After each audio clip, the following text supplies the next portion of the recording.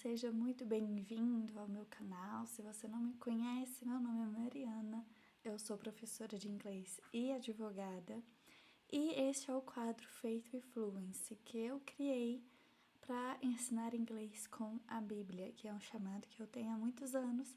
E se você também é cristão, se você também quer aprender inglês, não deixe de se inscrever, de curtir e compartilhar com alguém, que isso me ajuda muito a alcançar mais pessoas.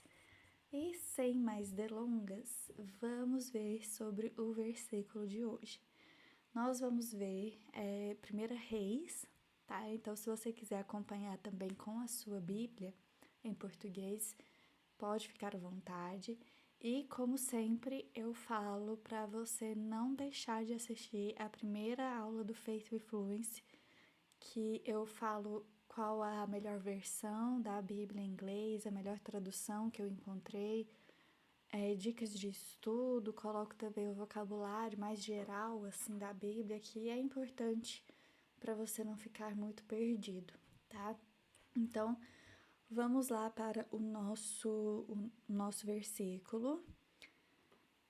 1 Kings 19, chapter 19, verses 11 to 13, okay? After the wind, there was an earthquake, but the Lord was not in the earthquake. And after the earthquake, there was a fire, but the Lord was not in the fire. And after the fire, there was the sound of a gentle whisper. When Elijah heard it, he wrapped his face in his cloak and went out and stood at the entrance of the cave. And a voice said, "What are you doing here, Elijah?" Certo, vamos lá para o nosso vocabulário. Todas essas palavras que estão em vermelho serão vistas aqui. Então, a gente vai começar com eventos naturais, que são essas três primeiras palavras, que é wind, earthquake e fire, ok? Wind é vento, earthquake é o terremoto e fire é o fogo, certo? Então, temos aqui 3 eventos da natureza. Repete comigo na sua casa em voz alta: wind, earthquake, fire. Seguindo, nós temos aqui de uma frase só 3 palavras: sound, que é o som, e gentle whisper. Whisper é sussurro e gentle é gentil. Por que é trocado, né? Por que não é whisper gentle, né? Que seria a ordem do sussurro gentil. Porque no inglês a gente sempre coloca a característica, o adjetivo, antes do objeto que está sendo caracterizado. Então, gentle é o adjetivo e o whisper é o objeto, certo? É a mesma coisa do hot dog. Hot dog é cachorro quente, mas não é dog hot. E ninguém fala quente cachorro, que é a ordem de hot dog. Só que hot está caracterizando dog. Hot é o adjetivo nesse caso, por isso que vem antes, é ao contrário, certo?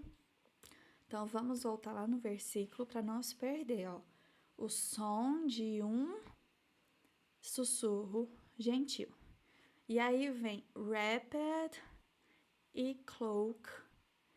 Aqui, wrapped é o coberto ou envolto.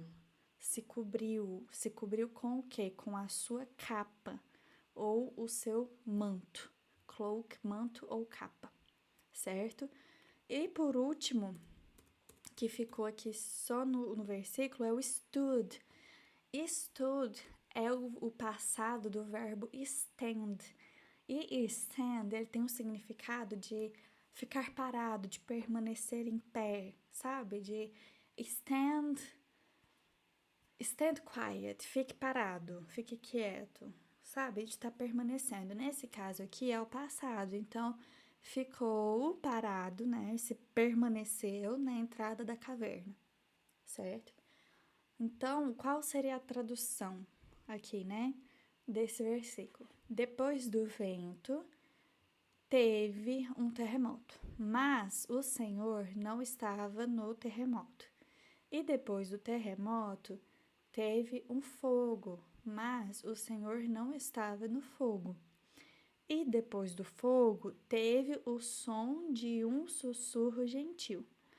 Quando Elias, muitos nomes, eu falo isso lá no primeiro Faith with Fluency, muitos nomes da Bíblia são diferentes no inglês. Então, Elias fica Elijah. Por exemplo, Tiago fica James. O livro de Apocalipse é Revelation. Então, é importante de ver essas diferenças. Então, aqui é o Elias. Quando Elias escutou isso, ele cobriu o seu rosto com a sua capa, o seu manto, e saiu. Went out. Esse went a gente já viu em outros Faith with Fluency, que é o passado de go. Go out é o sair. Então, se é o passado, ele saiu. Saiu e ficou e permaneceu na entrada da caverna. E uma voz disse: o que você está fazendo aqui, Elias? Isso aqui. Qual que é o contexto desse texto de 1 Reis 19? Aqui a gente tem a presença de Elias, que é um profeta, e alguns versículos antes, alguns capítulos antes de 1 Reis, você vai encontrar uma história em que Elias derrota os profetas de Baal. Baal era um outro deus. E como que o Elias derrota? Ele fala o seguinte: vocês peguem um cordeiro, eu vou pegar um cordeiro, vocês vão colocar esse cordeiro aqui e nessa pedra, e ninguém vai colocar fogo. E vocês vão clamar o Deus de vocês e eu vou clamar o meu Deus. E o Deus que atear fogo neste sacrifício do cordeiro será o Deus verdadeiro. Dito e feito, os profetas de Baal pegaram um cordeiro, colocou na pedra. O Elias pegou um cordeiro, colocou na pedra. E os profetas de Baal começaram a clamar a Baal. E eles ficaram horas. Passou-se um dia, nada do cordeiro pegar fogo, porque não era um Deus verdadeiro.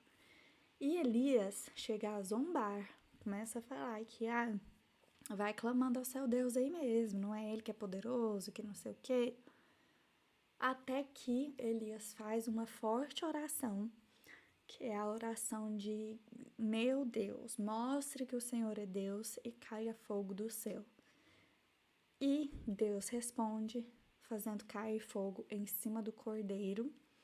E então é provado que Deus é o verdadeiro Deus, é o verdadeiro Senhor. A partir disso, muitas pessoas que estavam ali se convertem ao verdadeiro Deus, que se prostram e reconhecem Deus, outros não. E Elias mandou matar todos os profetas, eram mais de 400 profetas de Baal, ele mandou matar todos. Nisso surge, né, na Bíblia já tinha sido falado da personagem de Jezabel.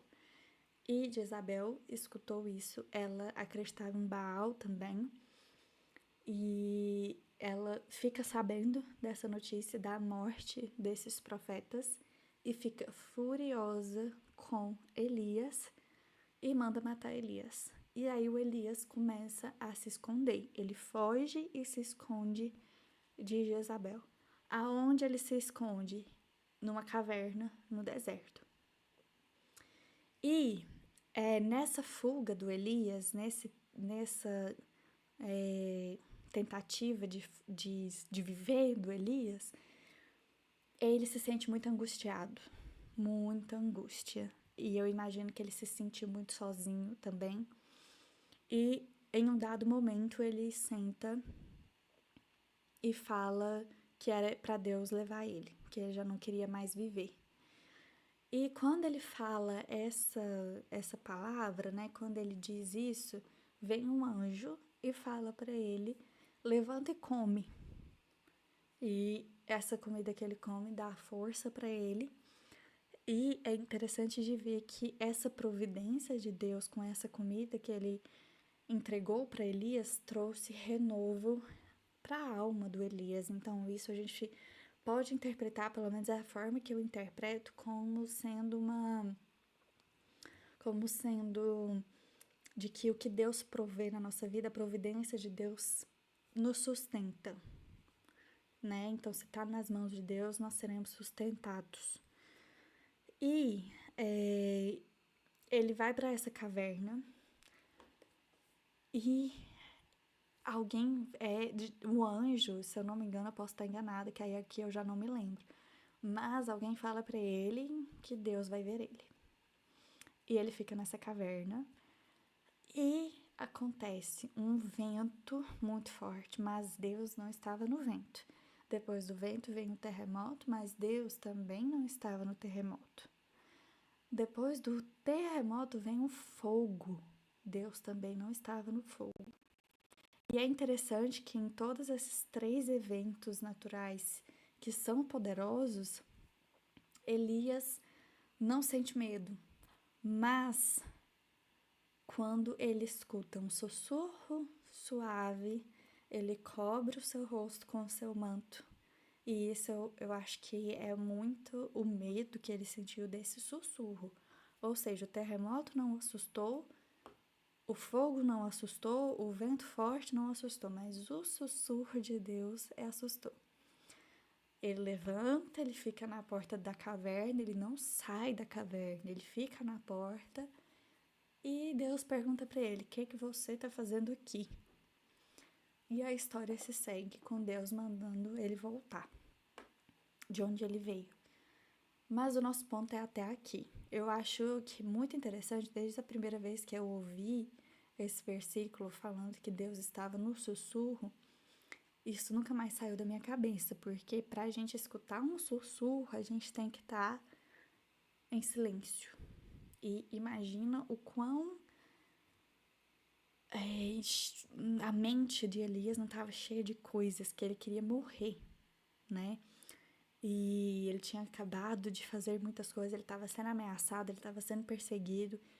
Então, escutar a voz de Deus muitas vezes requer o nosso silêncio. E até que esse silêncio seja adequado, demora muito tempo, não é fácil. É que seja o suficiente para escutar esse doce sussurro de Deus, perguntando: o que você está fazendo aqui, sabe? E eu gosto muito de pensar também de que às vezes a gente acha que Deus virá, que a gente coloca a prova: Deus, se tu me ouves, envia tal coisa. Ou venta forte. Mas às vezes Deus só quer ficar em silêncio, só quer que você escute ele falando baixinho do seu lado, sabe? Então, às vezes a gente pode esperar um estrondo, um terremoto, um fogo, quando na verdade a gente só precisa se acalmar e prestar atenção ao nosso redor, que Deus pode estar ali no nosso redor, ele pode estar ali no céu azul, ele pode estar ali no canto dos pássaros, ele pode estar ali na natureza e na chuva que cai do céu, ele pode estar ali. A gente só basta estar em silêncio e acalmar o nosso coração e pedir para que Deus nos dê a sensibilidade de enxergar e de ouvir a voz dele sendo sussurrada ao nosso coração e aos nossos ouvidos, acalmando a nossa mente. Essa é a mensagem que eu queria deixar para vocês, mas antes da gente encerrar esse Faith with Fluence, eu quero terminar com uma mini atividade, só pra gente não esquecer aqui os eventos naturais. Então, nós temos isso aqui, a gente chama de wind, parabéns. Você que disse wind, você acertou. Wind. E esse aqui, o que treme as casas e tudo, a gente chama de, se você falou earthquake, você acertou também. E por fim, como que é o nome disso? É o fire.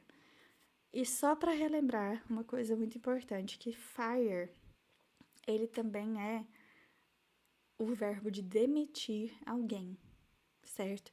Então, por exemplo, se eu falar I got fired, quer dizer que eu fui demitida. Ou she got fired, ela foi demitida, certo? I need to fire him. Eu preciso demitir ele.